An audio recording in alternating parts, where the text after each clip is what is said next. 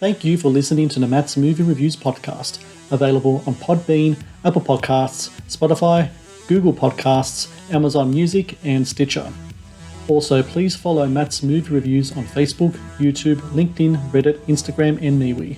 And of course, be sure to visit mattsmoviereviews.net for the latest reviews, top 10 lists, and more. Now, on to the show.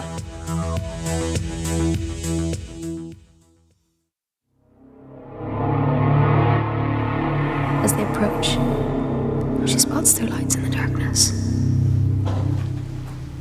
They swing open the door. She's gone.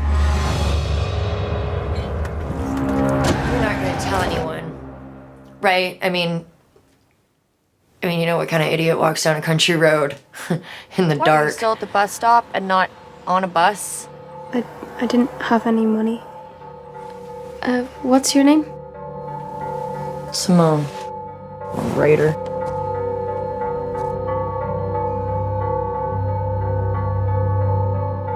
Being with you has been the best time of my life. Listen, do I know you from somewhere? I heard she's a Satanist. Even murdered her fella. Some guy came today looking for you. What did you do? She's a very special girl. But then I think you always knew that.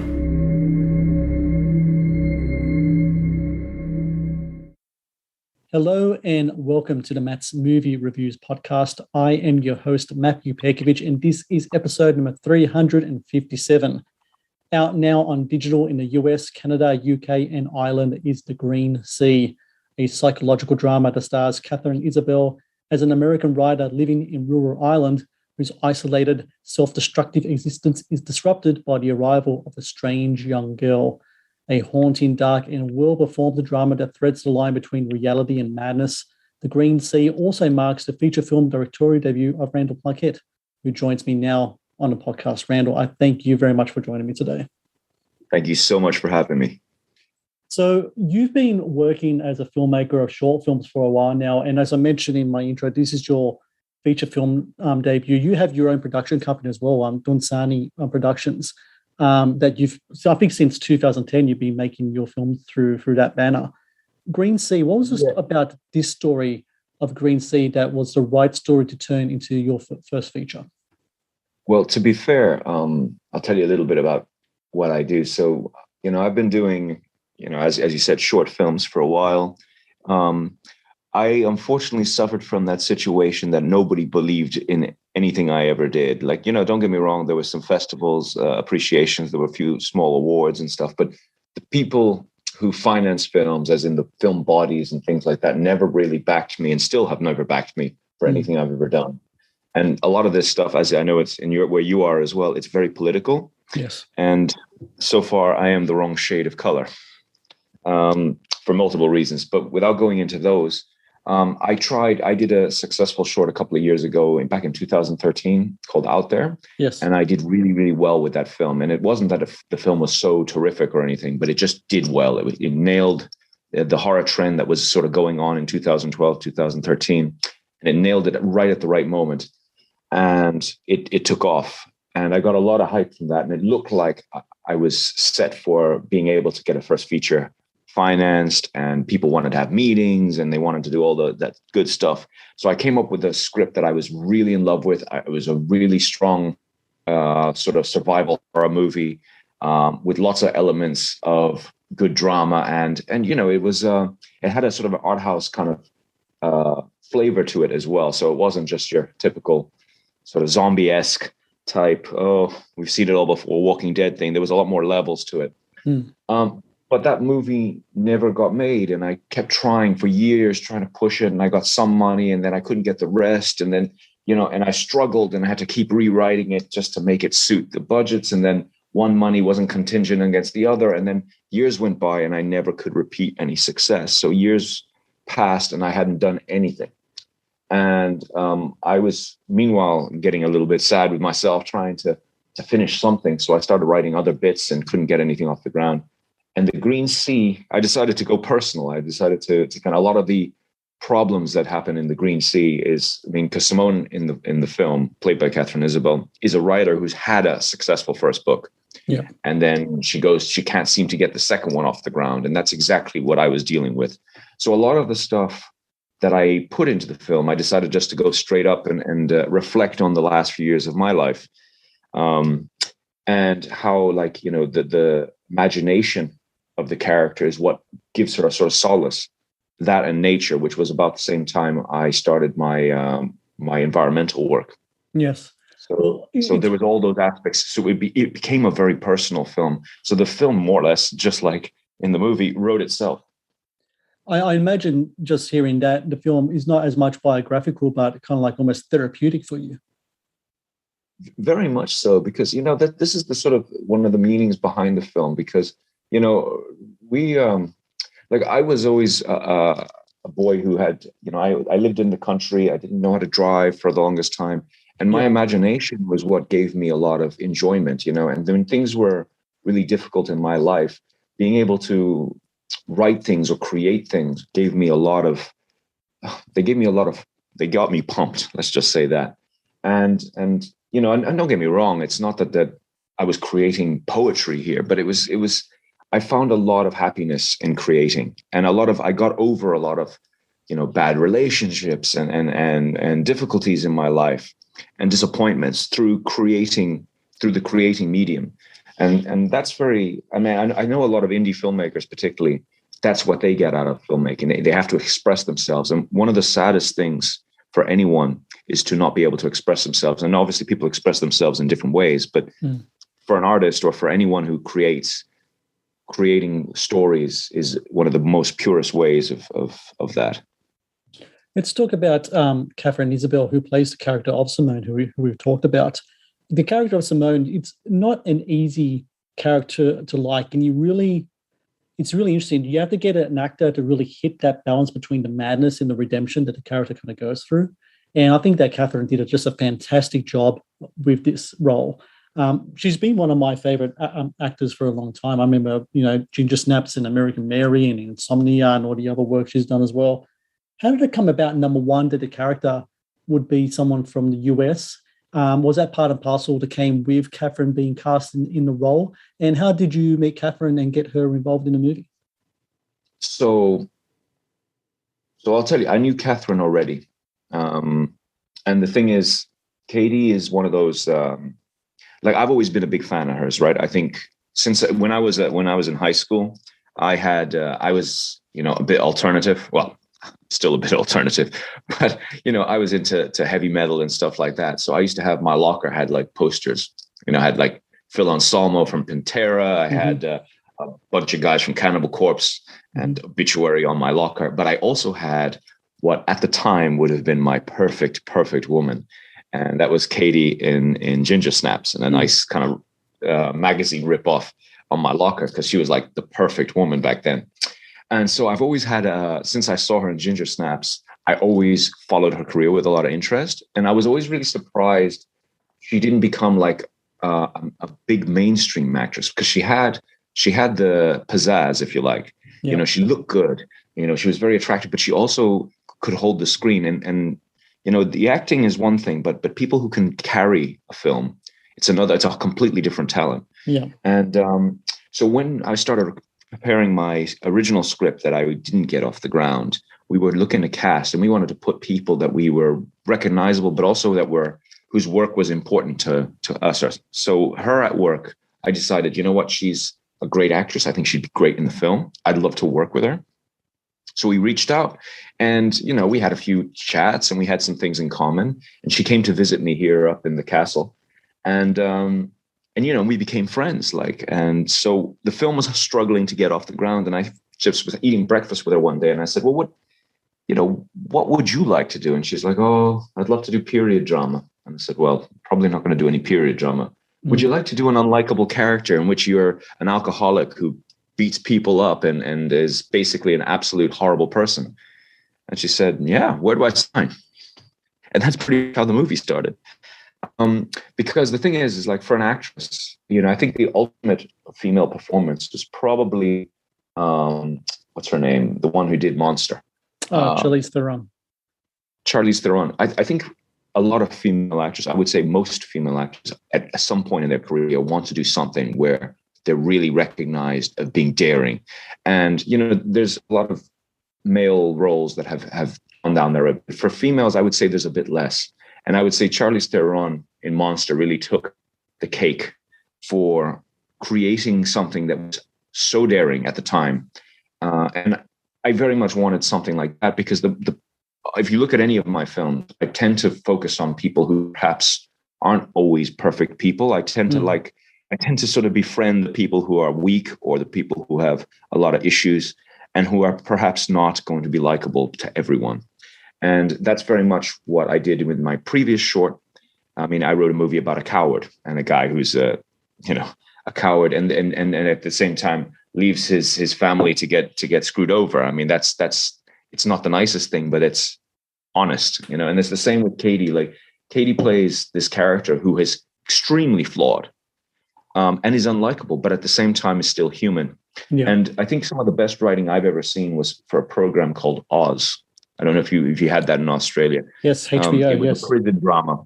Yeah. And everybody in it is an absolute bastard. Yeah. But at the same time, every single person without fail has a human element to them. And that for me was always something that really inspired me because they managed to make these most terrible people have humanity in them. And that's for me what I'm very interested in, the darker side of humanity.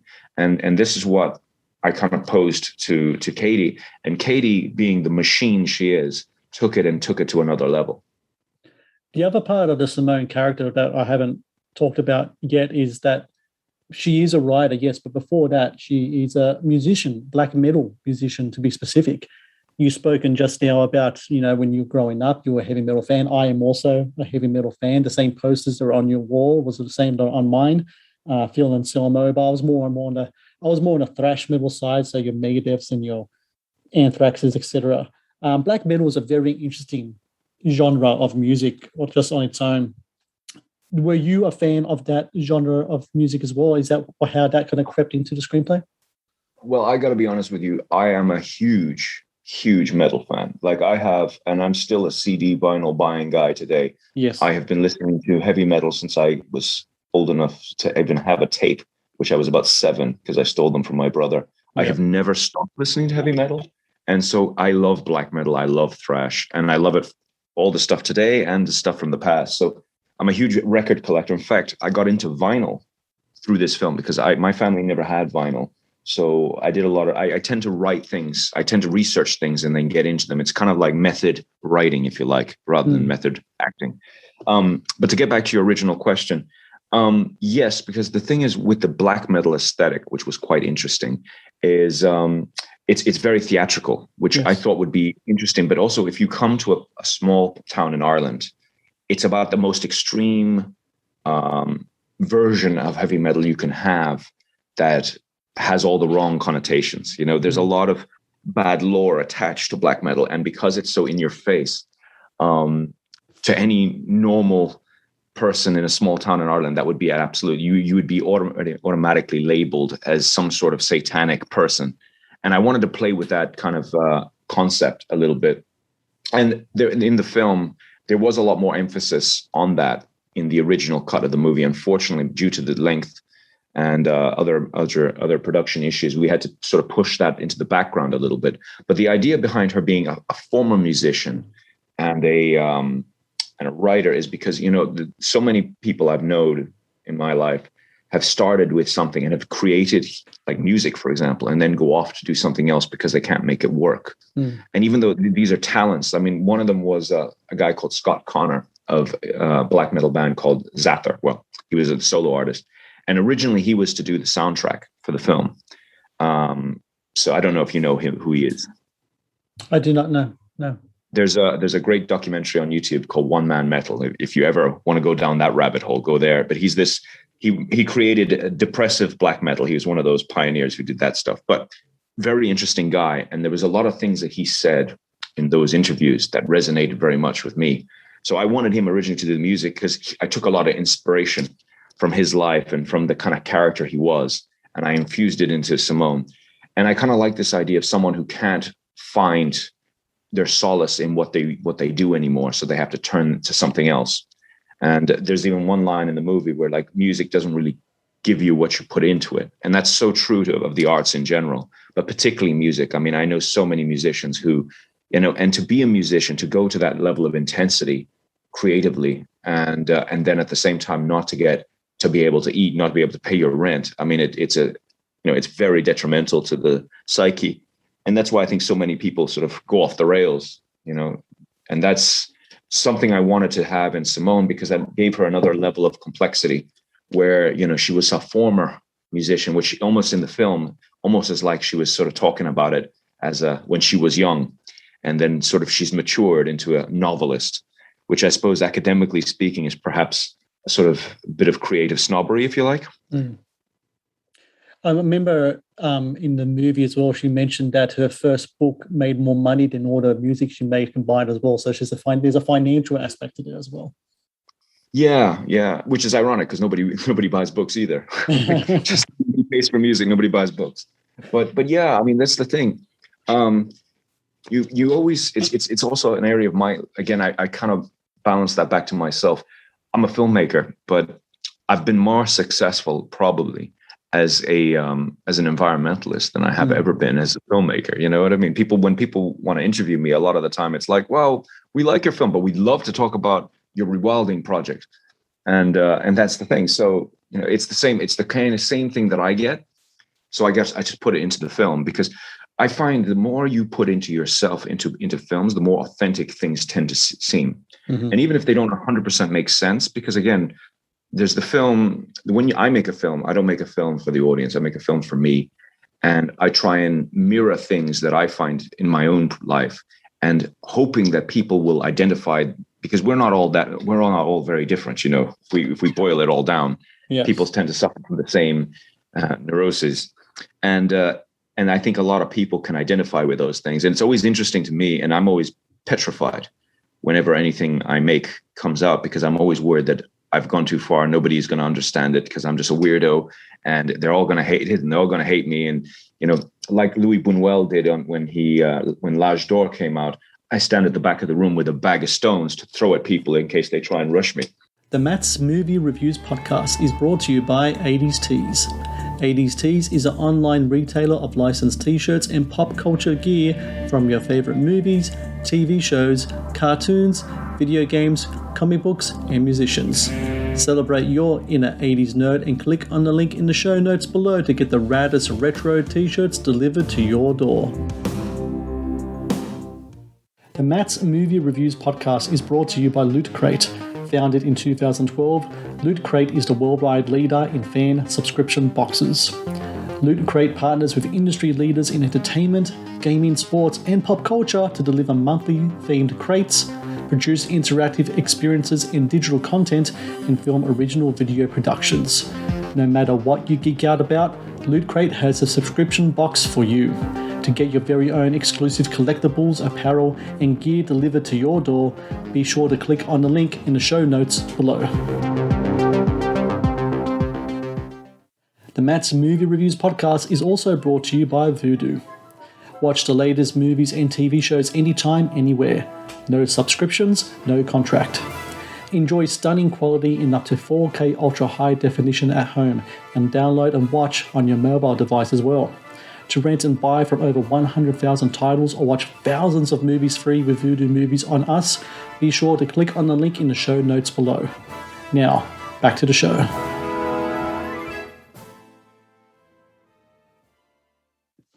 The other interesting thing about black metal is that, you talked before about perceptions of that genre of music. If you dig deeper into that kind of thing, people see Satan, but a lot of it has to do with nature. And I think it has to do a lot with where that music was created in those kind of Nordic countries, the environment, and also the history of the country has so much to do with the creation of that stuff. And it with your film, with Green Sea, it blends really well with the whole aspect of nature in regards to these characters. There's the photography of this film is just really beautiful. It's got those really kind of dark grays and greens. And from what I understand, you guys were filming in the coldest winter in years in Ireland. I mean, let me ask first off, filming in the coldest winter in Ireland for a long time, is that a blessing or a curse? Because you're getting great imagery, but I imagine filming during that must have been quite a hassle.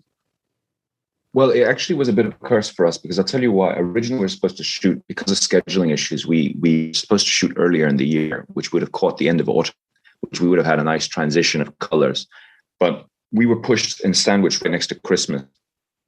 And we were struggling against, at the time, they were filming Game of Thrones here.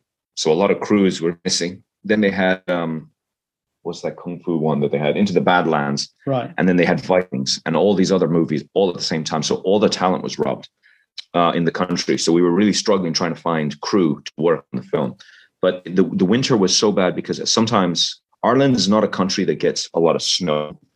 And we were shooting one day and then the whole place started blizzarding. And, you know, you can't shoot in one scene where there's sunshine and the next scene where there's snow on the ground. Like, you know, you have a continuity nightmare. So we were having a lot of trouble with that sort of thing. And a lot of our shots were in different areas. So a lot of them were like in backward places that had tiny little roads. So it was actually kind of dangerous to be driving, you know, trucks and stuff down country roads that they're not salted or anything. So, you know, it created a huge amount of issues for us. And we actually ended up having to cut a lot of things out of the film based on that alone. In fact, I think at the end, the final tally of the film is we didn't shoot about 35% of the film. Sorry, 30% of the film, which is mental because, I mean, we managed to, good thing, we were very resourceful with what we did shoot and what we planned to shoot. But there were huge subsections of the film that had to be, and one of the aspects, like I said, was her former past that we had a bit more emphasis on in the original script. But I think we felt we had to be very careful. Otherwise, the film would never get finished. I just want to do That'd be 3 hours long. Yes.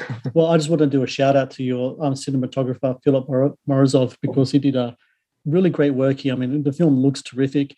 Another interesting thing that you did in the film is regards to how you shot your characters as opposed to how you shot kind of like the outside kind of nature setting. So while you're inside the house, it's very kind of claustrophobic. You have your camera very close up to your actors' faces. But when you're outside in nature, in the grounds, whether it be the forest or the beaches or what have you, you'd like to have kind of like those wide shots and kind of get it all in. The process of doing that, especially in regards to getting really close to the characters' faces and shooting with that, is that something that a style of film that you like to do, especially in regards to a drama? And I imagine having an actor like Katherine Isabelle, who's so, like I said, so terrific in the role, you want to get up and close and see everything that's happening in her face in regards to the evolution of her character. Yeah, I think the thing is the cinematographic style, and don't get me wrong, it was very difficult because we tried to create, we were really pushing the envelope a little bit because some of the hand movements of the camera were a little bit jarring. And we were kind of going for that to kind of replicate herself and how the life was. Now, it was a little bit on the nose, perhaps, but what we did try and create with the house, and it's interesting because, again, there's the metaphor of the turtle very much feeds into this because, again, I'm a guy who inherited a very old house and my whole life is about keeping my place going and keeping the roof going. So the concept of the turtle it was a metaphor to the turtle. And that's why the theme of the turtle is constantly repeated throughout the movie. But that house, for example, I mean, we designed that house in a very abstract, that house was completely empty. We painted all the walls. We even painted the house black, which was pretty nuts. Because I mean, like I said, we were a small film. So to do that level of detail is usually not typically done. And we want to create, like, I don't know if you noticed that there was a lot of antlers and things like that all over the walls. Yes. To create almost like a thorn bush kind of effect. So whenever we shot her, we sort of felt she was always crowded in this clutter. And there was almost like being stuck in a thorn bush. And then, as you said, everything was very close. Part of that is because so much of the movie has to do with her own self and her identity. And so much of her emotional state is told in the eyes rather than in how she speaks. So, you know, and she's absolutely stunning looking. So whenever she was able to like turn her eyes to the light, it said a lot about how she was feeling.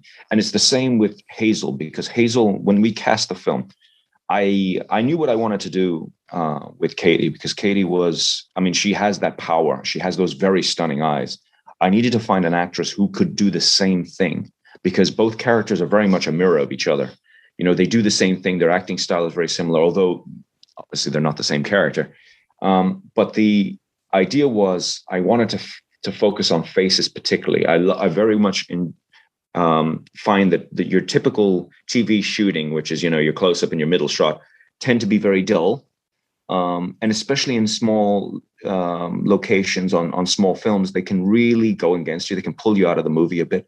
But creating this sort of claustrophobic feel where we're always like right up in the actors' faces gave us a little bit of visual interest. And we worked with what we had, which was Katie being this wonderfully good looking, wonderfully passionate, intense eyes that gave us so much throughout the film. And throughout the film, those emotions are changing and you can see it in her face.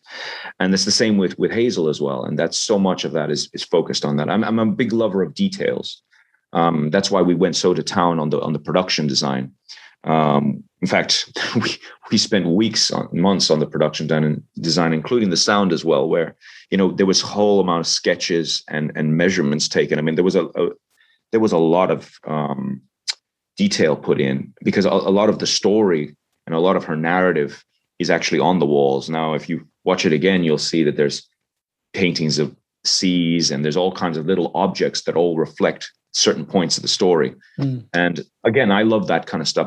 This is what I mean when I said I make movies for myself, because for me, that's almost like a schematic to my life. So when I look at those things, I find even some of the objects, they all have a reference to myself or a reference to something that I remember. And that I put that into the character because that creates a sort of level of authenticity to the person. At least that's how I kind of do it. And that's what it is. And then, of course, she bathes in nature, if you like, because once she gets out of the house, which is she's weighed down by the problems in her life, problems of her past, the story that's coming to life in her world. The moment she gets out, we start shooting wide. We start shooting. The scale of everything becomes very big. Yes. Because the thing is the contrast of light and dark. We overly shot it dark in the house, and sometimes not always to the best advantages because some of the lighting is a little bit gritty. But the idea was once we went outside, everything just seemed it was as lush as we could make it in the middle of November, December in Ireland. But those big beach scenes, it created this almost like Terrence Malick effect, to contrast these very dark, grimy interiors. And I love that because so much of her piece comes from walking through the woodlands, which again goes back into the metal concept of that obsession with being in the forest. Yeah. And so much of that we try to achieve visually with all the outdoor scenes, and all of that, those outdoors, apart from the beach, was shot on my nature reserve. So I was going to ask that as well. You was talking before about how you need, as an independent filmmaker, you have to be resourceful. So how much of shooting of the outside scenes is on your reserve? So I would say the whole film, about 65% was shot in my place. So the house was one of my houses. I run a small real estate business as well, which is how I pay the bills. So we that house and all the forest stuff, all the open field stuff. In fact, the factory was my farmyard that we converted. We spent weeks changing that place to look like that. All the trapdoors and all that kind of stuff. Most would say 65%. And the only thing that wasn't mine was the beach and the graveyard and some of the garage stuff. I always ask these questions of independent filmmakers, especially since a lot of times these productions can take years. And I know in regards to the filming of The Green Sea, you had to film through, a pandemic as well. And there was a lot of struggles behind the scenes and such. Now that the movie is out there, people are watching it, especially now out in the US and in the UK and in Ireland. What feelings do you have now that your film is out there for people to watch? Have you seen the film yourself? And having watched the film back, how do you feel watching it? Because I can say on my behalf that having watched it a couple of nights ago, you really knocked it out the park. Oh, thank you very much. So I'll tell you a little bit of story about this, right? So there was the script. I wrote a script. It was a very different style of script.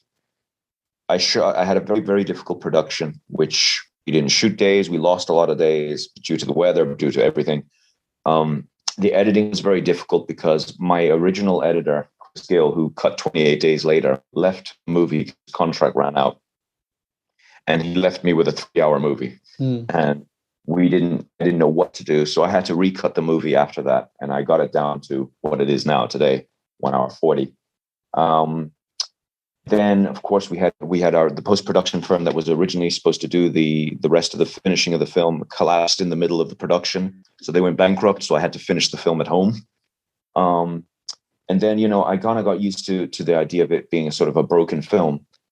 And, we didn't get lucky with the festivals. They seemed to, nobody championed the film. It's only when we released, and, I was expecting us to be absolutely massacred. Because, it is a very different kind of film. It's not easily pegged. It's not it's a bit of a weird one. It's a bit of a blend of genres. And, it's sort of the kiss of death, really, when you do films like that, because there is, people like putting things in boxes, and it's not a film that you can easily put in a box. Yes. And because of that, I was very insecure about it.